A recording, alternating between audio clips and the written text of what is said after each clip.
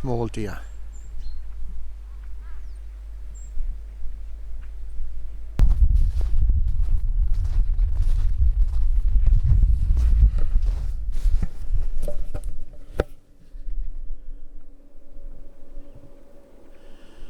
They know I'm here, but deer who run into the middle of fields and just stand, because it means they can see everything around them, and they've got a good sight of predators. Those are just tiny little ones. There's usually bigger ones up the track, which is, it's bad really, innit, because they're an easy shot, aren't they, for human beings with their guns or bows and arrows. But in the past there wouldn't have been open spaces like this. There they go running off.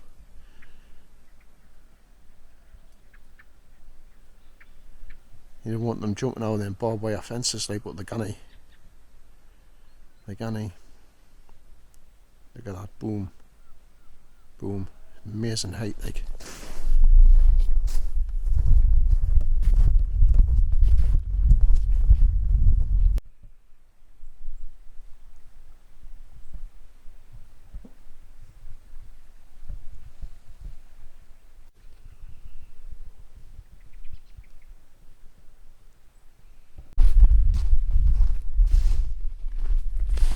When I go away travelling, I don't take a camera now. I used to, but I don't now, because I find that for me, you just end up sort of become like a director to your own little movie, and you're too busy thinking about videos and pointing cameras. And I stopped doing that years ago. I just want to enjoy the moment. So when I go away travelling, it's my memories. It's my experiences, and it's all in here. It's all private, and it's all for me. That's my life experience. I'm not sharing that, because one of the reasons why I'm not sharing it is just because it's too much hassle, like, and you don't get anything out of the experience. You know, a classic example is if you go into like a tourist spot, and then a coach load of Japanese tourists pulls up, and they jump at the bus, and they point the cameras. And I'll take cameras and then jump back on the bus, and they didn't look at what they were taking the pictures at. You know, it's just, you just get caught up in this like directing your own movie sort of thing. And say like I'm doing this now, which is okay because just a bit of snow, you know, a bit of snow in December 22. But you know, when it says like on YouTube and all that said for years, you know, share with the world, recommended. It's not recommended, you know. Those are your memories. That's your life. You know, it's personal to you.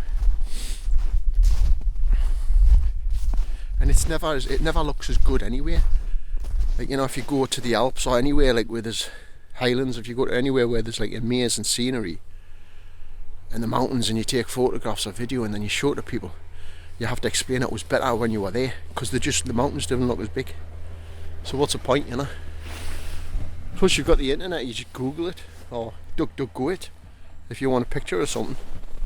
There's millions and zillions of pictures out there.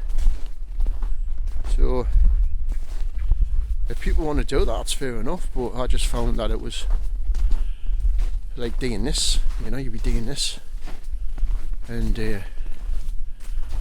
no, you know, my experiences are my experiences, it's my life, you know.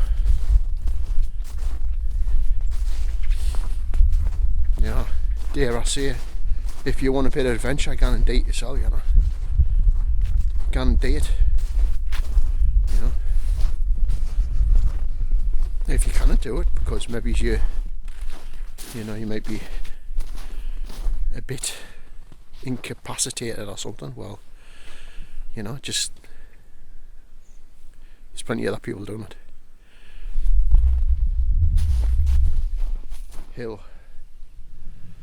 Hill, you see, that's quite big, that, but I bet it looks tiny there.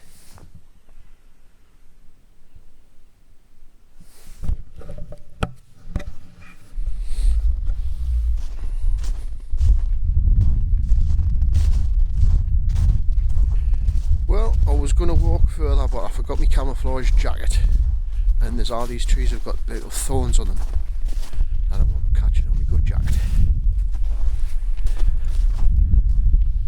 Look at the scenery.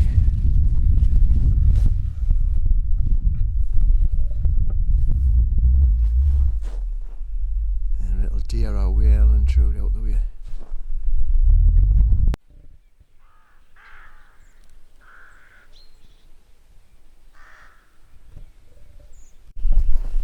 This is the old farm. I always thought this looked like Mexican, this building here, you know. Like everything else in the countryside, it gets plonked down, and it's like it's still there in 30 years time where it was plonked down, you know. It's great.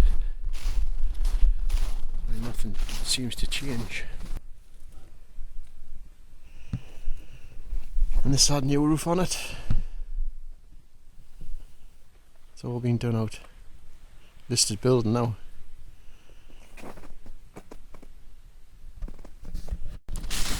This has got an old motorhome in it.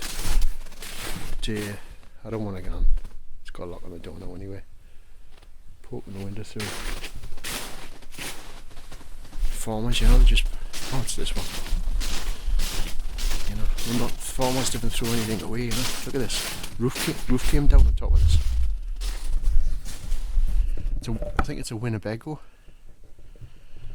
motorhome. I think that's just a total waste, myself. Like, I mean, it's not even a barn find anymore because it's not going to last 5 minutes, is it? Oh, it'll be there until it just. That's a real shame, isn't it? It's a shame that. Left-hand drive. Left-hand drive. And you know what? He won't sell it either. He won't even sell it. So it's just going to stay there. Oh, shame. So that roof came down and that's a new roof. Quieted, yeah.